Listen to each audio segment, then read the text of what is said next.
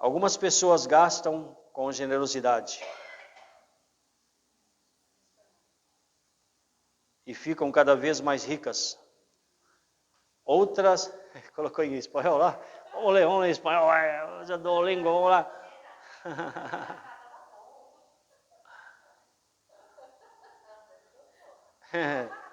Depois se põe lá para a gente ler o espanhol, para o pessoal ver como a gente é bom no espanhol. Algumas pessoas gastam com generosidade, estou lendo na Nova Tradução na linguagem de hoje, e ficam cada vez mais ricas. Outras são econômicas demais e acabam ficando cada vez mais pobres. Quem é generoso progride na vida. Quem ajuda será ajudado. Vamos orar um pouco mais? Abaixe sua cabeça, pense em Jesus. Obrigado, Pai. Queremos te agradecer e te engrandecer por tua palavra, que é o real motivo de nós estarmos aqui reunidos. É de lê-la, meditar nela, propagar tua palavra, Senhor. Nós te agradecemos, nós te louvamos. Ajude-nos, abra o nosso entendimento, Deus, traz luz ao nosso entendimento. Abençoa, Senhor, meu Deus, a minha vida, continua me dando autoridade, sabedoria, poder, desenvoltura, Senhor. Continua, Senhor, meu Deus, me fazendo destro, me dando destreza no manejar da tua palavra, Senhor. Eu não sou nada, Senhor Deus, mas nas suas mãos eu posso ser usado, Deus. Posso ser um instrumento de valor. Sou apenas vaso, Senhor.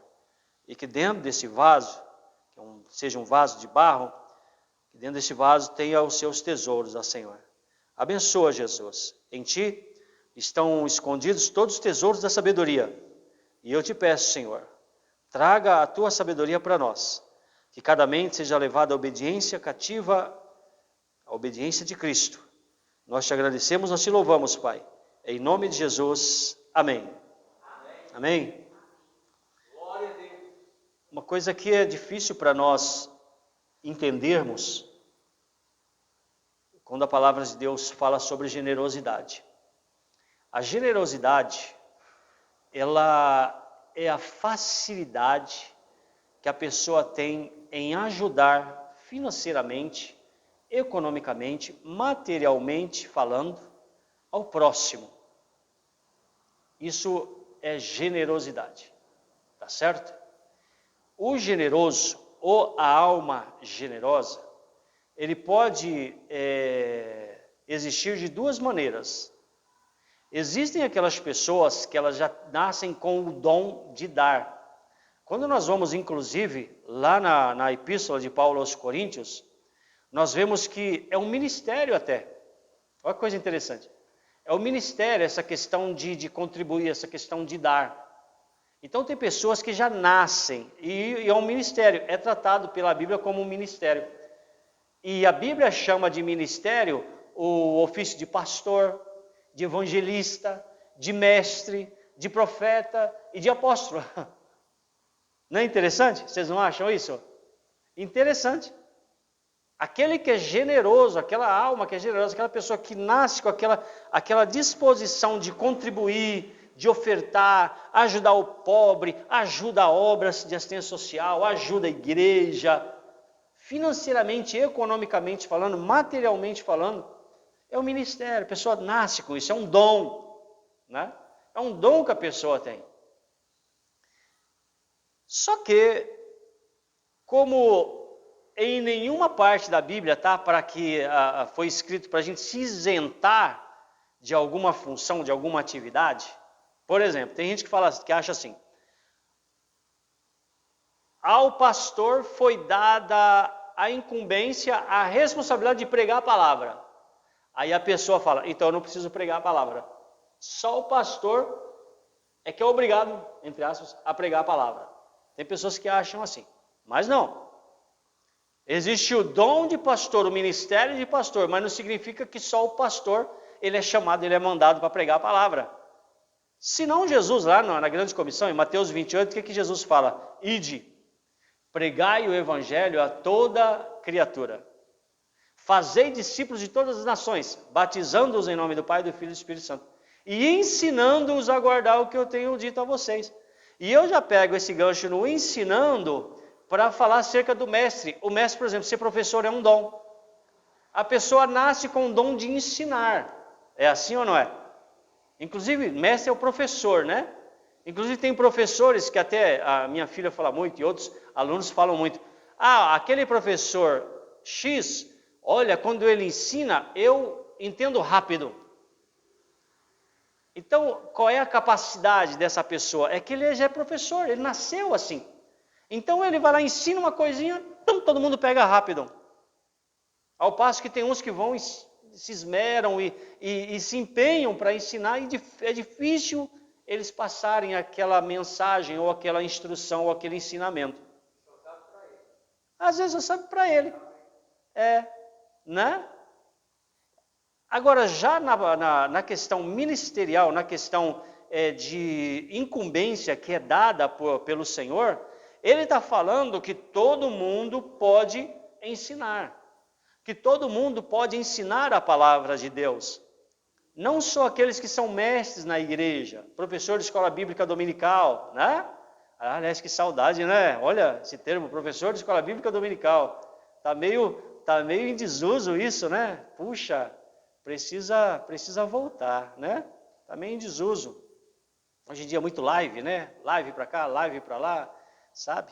Então essas coisas, essas ações, elas podem vir dessas duas maneiras então. Uma é que a pessoa naturalmente nasceu com esse dom, e a outra é a pessoa que Deus capacita, aí é que está a questão. Ok? O Espírito Santo, ele vem sobre a vida da pessoa, e o Espírito Santo o convence. A primeira coisa que o Espírito Santo convence um pecador é de que essa pessoa é pecadora. E de que ela pecou e ela carece da glória de Deus, como diz lá no livro da carta de Paulo aos Romanos. Todos pecaram e foram excluídos, eles carecem da graça de Deus, porque eles foram separados da graça de Deus, pelo pecado, né? O Espírito Santo, a primeira coisa, ele vem e convence que a pessoa é pecadora, ela precisa de um Salvador, e o Salvador único é Jesus Cristo, o Senhor. Ela precisa de um Salvador, ela pecou.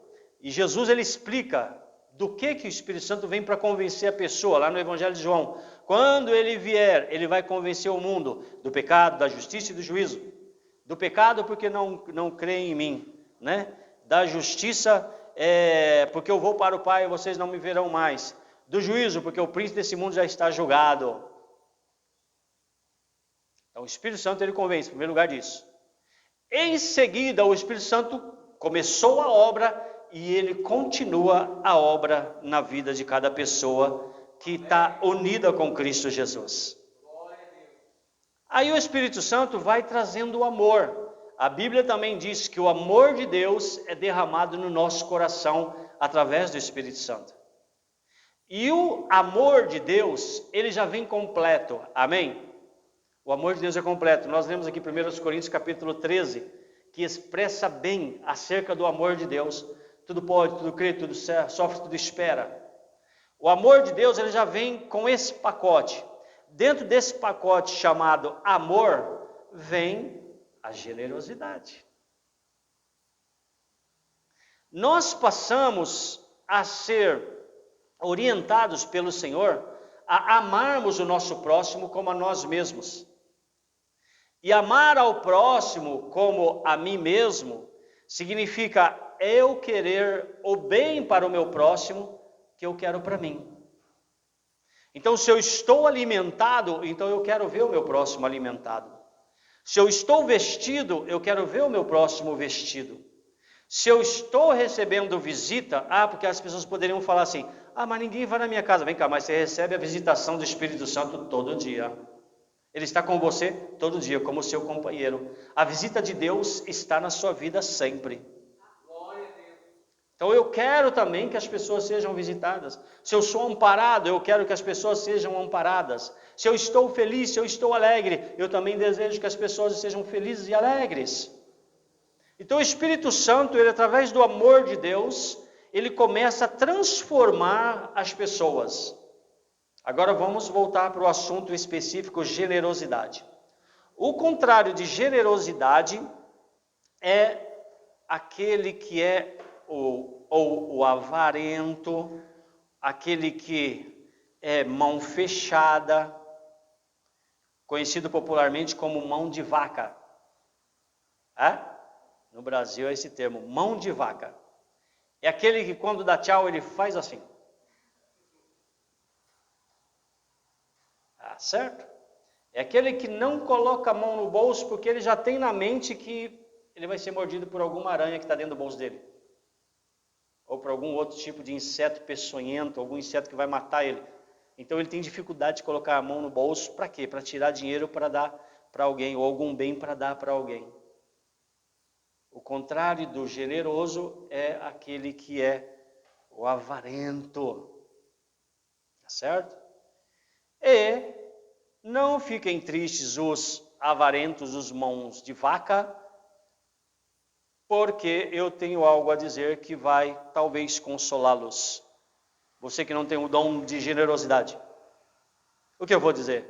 Que todos nascem dessa maneira. Porque a avareza, assim como o amor tem o pacote, nesse pacote tem a generosidade, o pecado, ele já foi passado para o ser humano como um pacote. E nesse pacote, dentre tantas outras coisas ruins que separam o homem de Deus, nesse pacote tem a avareza. Então todos, uns mais, outros menos, uns até demais, são avarentos, são mãos de vaca. Tio Patinhas, lembra do Tio Patinhas? Quem é da sua época? Tio Patinhas. Então, o pecado trouxe isso. Aí o Espírito Santo começa a trabalhar no coração, começa a trabalhar no caráter da pessoa. E aí o Espírito Santo ele começa a transformar as coisas. Então o pecado tem o pacote. No pacote que o pecado trouxe, existe o ódio. O Espírito Santo começa a fazer com que o amor seja mais forte. Existe a falta de perdão. O Espírito Santo começa a fazer com que o perdão seja mais forte. E existe a avareza. Existe aquela questão de dificuldade de dar, de querer ajudar as pessoas com os seus bens, etc. Aí o Espírito Santo começa a colocar a generosidade. Ok? É assim que acontece. Através do quê? Através da leitura e da prática da palavra de Deus. Então nós lemos aqui o seguinte. O que nós lemos? Provérbios capítulo 11, versículo 25, não é isso? Sim ou não? Algumas pessoas gastam com generosidade e ficam cada vez mais ricas. Outras são econômicas demais e acabam ficando cada vez mais pobres. Precisa crer dessa maneira. E esse crer significa esperar o efeito dessa palavra. Porque aquilo que a palavra de Deus também fala assim: lança o teu pão sobre as águas. Porque ao entardecer você ainda vai ver o resultado. Ou seja, você vai ter a prosperidade decorrente dessa atitude de fé. Então, o que nós podemos esperar como resultado dessa nossa plantação? Olha como o nosso Deus é bom. Só o fato dele vir e tirar o efeito da avareza, né? Libertar a gente desse egoísmo terrível, já seria maravilhoso. Porque isso ninguém pode fazer, só Deus pode fazer. Homem nenhum pode fazer. E quando eu falo só Deus pode fazer, é estar com ausência de interesses maiores, etc. Né? Porque tem gente que quer convencer os outros a dar para ter um resultado disso. Ok? Para ter um resultado disso. Para ter uma recompensa, para ter uma lucratividade com isso. Mas Deus não, Ele vem e tira e liberta a pessoa dessa avareza.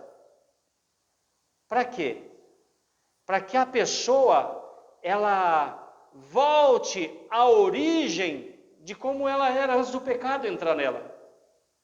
E assim a pessoa se sinta contente, tenha contentamento. Daí a pessoa, ela exerceu, continua lá, ela exerceu a generosidade. Diz a Bíblia, olha o efeito. Ela fica cada vez mais o quê? rica. O avarento, o que ele pensa? Eu não vou dar, senão vai faltar. É assim ou não é, gente? Não é assim? Vai faltar. Não vou ter para mim se eu der. É o contrário que a palavra de Deus está falando. Então, quando você, claro que você não vai nesse interesse, né, de mercadejar a palavra, querer fazer negócio com Deus, tomar lá da cá com Deus. Você não vai nesse interesse. Aliás, você não precisa fazer isso, porque o próprio Deus, ele garante que aquele que é generoso vai ficar mais rico. Aquele que dá vai receber muito mais. É isso que está falando essa palavra. E isso é para você, e isso eu profetizo sobre a sua vida em nome de Jesus. Que você vai receber mais.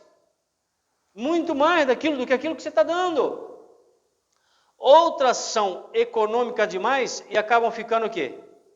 Cada vez mais pobre. É aquela pessoa que retém. Tá?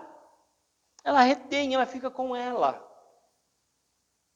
Daí o porquê do Espírito Santo, eu creio que vocês começam a entender agora, o porquê do Espírito Santo está nos abrindo essa oportunidade de nós abençoarmos as pessoas, seja com a cesta básica. Eu creio que poderemos ter outras formas de abençoar as pessoas. Entende? Porque quando nós exercitamos a palavra de Deus, nós estamos colocando diante de Deus o compromisso que Ele tem com a própria palavra de cumprir a palavra dele na nossa vida. Então, grosso modo, é nós fazermos a nossa parte e esperarmos que Deus está fazendo a parte dele. Deu para entender? Malaquias 3,10 fala muito, antes até mesmo o 9. O 9 traz uma exortação, não roube a Deus. O que ele quis dizer? Deus sente falta? Está roubando o meu dinheiro? Estou dando de tudo. Está falando não roube a Deus porque não é possível roubar a Deus. Essa que é a questão. Já pararam para pensar nisso? Por que o autor ia falar não roube a Deus? É possível alguém roubar alguma coisa de Deus, gente? Pensa num negócio desse. Por que iria escrever não roube a Deus? Ninguém consegue fazer nada contra Deus, pessoal. O nosso Deus é imbatível, é o Todo-Poderoso, amém? Ele tem todo o controle em suas mãos. Então, por que não roube a Deus? Significa o seguinte: se a pessoa achar que está roubando a Deus, ela está roubando ela própria. Porque aquilo que ela retém, vai perder. Aquilo que ela quer conseguir somente ali através do egoísmo, através de pensar só em si, isso vai ser derrota para a vida dela.